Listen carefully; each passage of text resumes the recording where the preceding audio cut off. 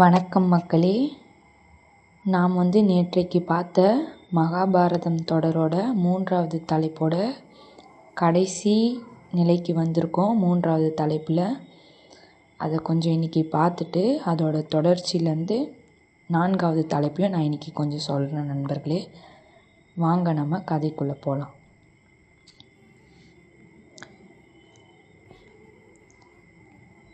நேற்று பார்த்தீங்கன்னா கடைசியாக 3வது தலைப்பில் சுக்கராச்சாரியார் யயாதிக்கு நீ முதுமையாக இருக்கணும், நீ வயசானவனை தோற்றமாக தெரியணும்னு சொல்லி சாபம் விட்டுறாரு.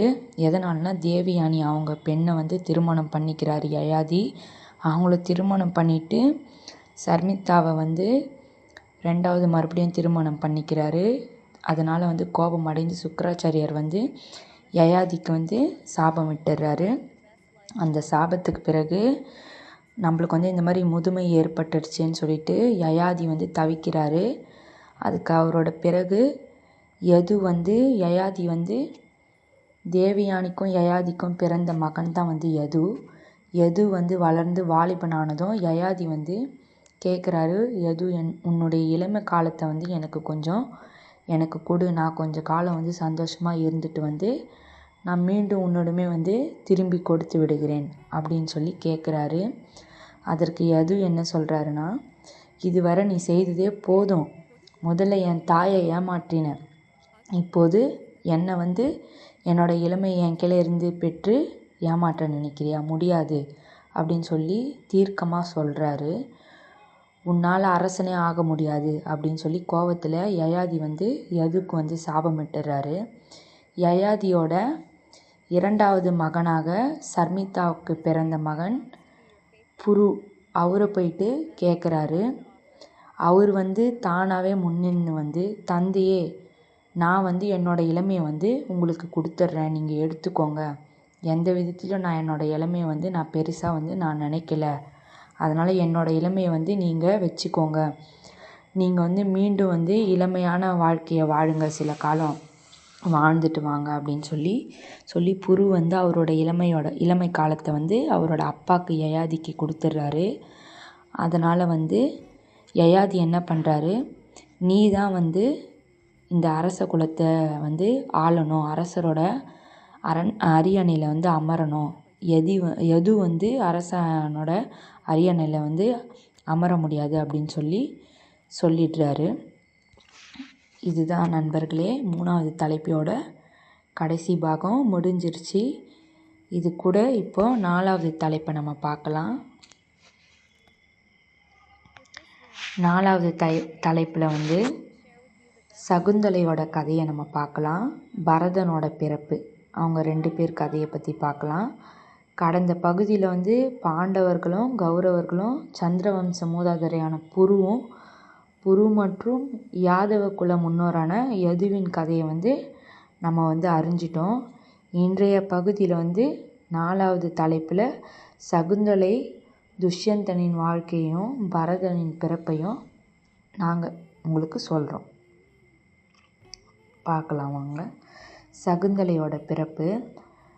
மன்னன் புருவுக்கு ஒரு சில தலைமுறைக்கு பிறகு விஸ்வாமித்திரர் சொல்லிட்டு அழைக்கப்படும் கௌசிகன் அரசனாகிறாரு.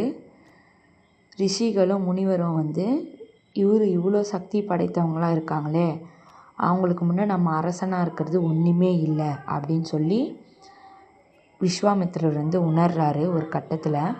இப்போ அரசனாக பிறந்தாலும் தானும் ஒரு முனிவனாக இருக்கணும் அப்படின்னு சொல்லி ஒரு முடிவெடுத்து காட்டுக்குள்ளே போயிட்டு தவம் செய்யலான்னு சொல்லி துவங்கினார்.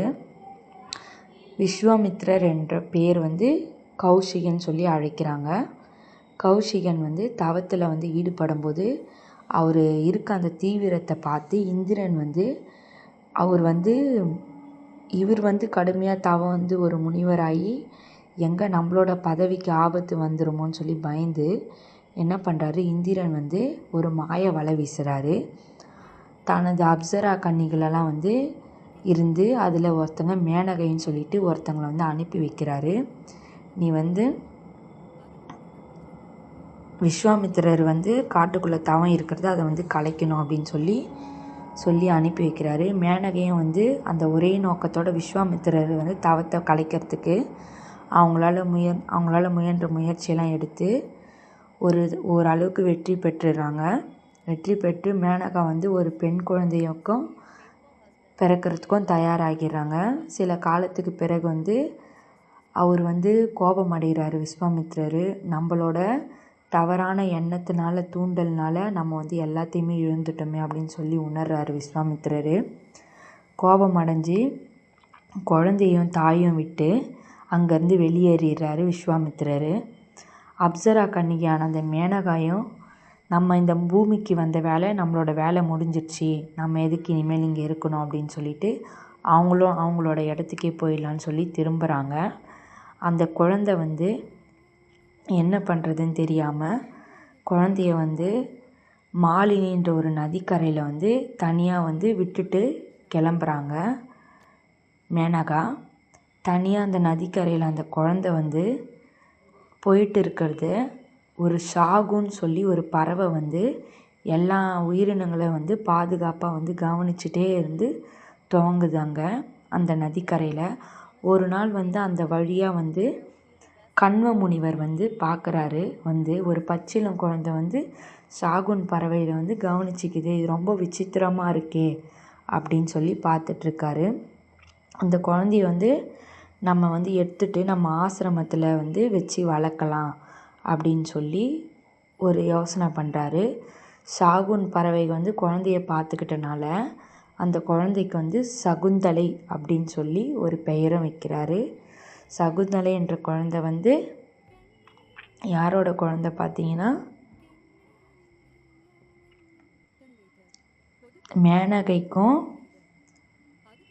மேனகைக்கும் விஸ்வாமித்திரருக்கும் பிறந்த குழந்தை தான் சகுந்தலை.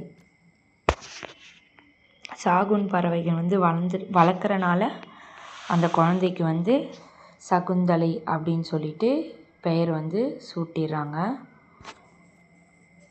அந்த குழந்தை வந்து கொஞ்ச நாளுக்கு அப்புறம் வந்து வளர்ந்து காட்டுக்குள்ளே வளர்ந்து பெரியவளாக ஆயிடுறாங்க.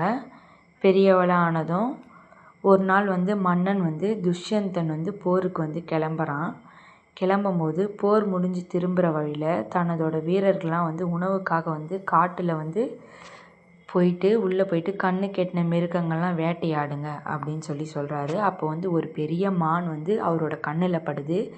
அந்த மான் வந்து சகுந்தலையோட வளர்ப்பில் வளர்ந்துட்டுருக்கு. அந்த மானை வந்து இவங்க தெரியாமல் வந்து அம்பு விட்டுறாங்க. அம்பு விட்டதும் அந்த மான் மேலே ஏதி அந்த மான் வந்து ஓடி போய் சகுந்தலை கிட்ட போய் தஞ்சம் அடையுது.